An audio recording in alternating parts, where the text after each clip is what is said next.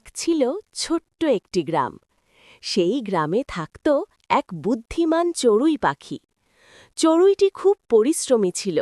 সারা দিন খাবার জোগাড় করত আর ছোট্ট বাসা গুছিয়ে রাখত।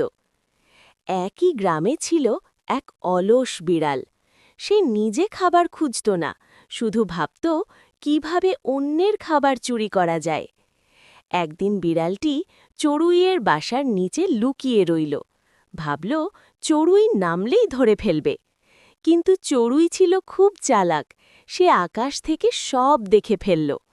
চড়ুই বলল, বিড়াল দাদা, তুমি যদি আমাকে ধরতে চাও, আগে গিয়ে মুখ ধুয়ে এসো। তোমার মুখ তো খুব নোংরা। বিড়ালটি ভাবল পরিষ্কার হলে চড়ুই কাকে কাছে আসতে দেবে। তাই সে দৌড়ে পুকুরে গেল মুখ ধুতে। এই সুযোগে চড়ুই উড়ে গিয়ে অন্য গাছে নতুন বাসা বানিয়ে ফেলল।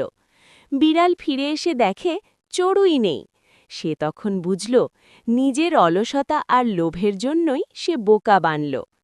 শিক্ষা: বুদ্ধি ও পরিশ্রম থাকলে বিপদ থেকেও রক্ষা পাওয়া যায়।